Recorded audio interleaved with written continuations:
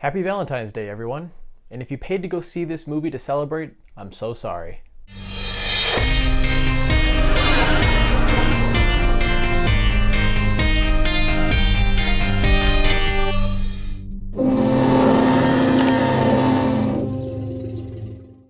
So Fantasy Island is brought to us by the team that wrote and directed Truth or Dare from 2018, a movie that I truly hate. I gave it an F. So obviously I went into this film with some very low expectations. Despite the fact that it actually looked kind of interesting, turns out I was perfectly right to go in with low expectations because this fucking movie, it's pretty bad. It's a bit better than Truth or Dare, I'll give it that, but that movie doesn't set a very high bar. So before I shit all over this film, I will point out a few things that I did like. The cast, for the most part, seems to be actually trying. Lucy Hale seems to have become a Blumhouse regular since she's in like all of their films now, and she does an alright job. Michael Pena and Maggie Q are also great supporting actors. And, if there's one thing that this film does better than Truth or Dare, it's at least a much better fleshed out kind of concept. When you go to Fantasy Island and get your wish fulfilled, there's a lot more interesting things that they could have done with this concept. Of course, the execution is all where it went wrong, but at least visually, you could say that this is a somewhat entertaining experience. It feels weird saying anything good about this movie because, at the same time, it's based on a 70s show that it seems to be using more as a marketing ploy to cover up for a rather disastrous movie.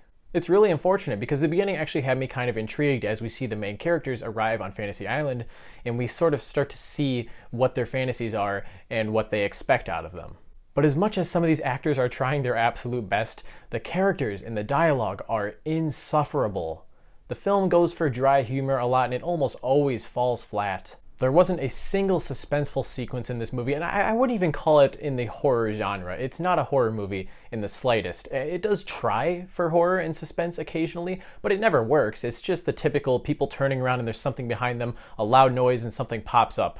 And the plot is so confusing and convoluted that unless you have some sort of supernatural attention span, you're going to lose interest very quickly. The ending of Fantasy Island, my God, it is so bad. I found myself genuinely struggling not to laugh, and I do not think that that was the intention. You know how the ending of Truth or Dare felt like 5 different endings were kind of considered and then they just decided to throw in a little bit of each one? Well, this movie pulls the same card. It becomes another situation of plot twist after plot twist to the point that I really couldn't give two shits about how the movie ends. I was just waiting for the credits to roll because this film drags on for so long. We spend so much time with these dull, lifeless characters as they kind of start to live out their fantasies before things go south, and I found myself bored more often than not.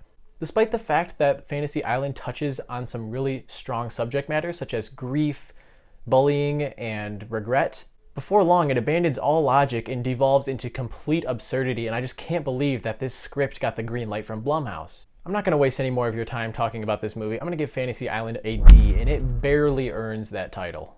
I could see some people going in to see this movie and viewing it as sort of a guilty pleasure sort of experience because of how ridiculous and absurd it is. But it's just so bad. It's just, I don't know how to explain it. Even if you're into those sort of films, I don't recommend you go and see this. If you loved Truth or Dare for some strange reason, then maybe you'll have a little bit of fun with it, but otherwise, avoid it at all costs. There are better movies to go out and see right now. Oh, I really hope they stop making these damn movies. Alright guys, well, that's going to be it for today's video. As always, don't forget to like and subscribe if you want to see more content like this. Hopefully next weekend I'll be reviewing a somewhat better film. I'm not going to be seeing Sonic the Hedgehog this weekend. I just feel like I have no connection to the character. I never played any of the games, so I probably won't see and review that movie. Before you go, make sure you let me know down in the comments what you thought of Fantasy Island if for some reason you go to see it. And as always, I'll see you guys in the next video.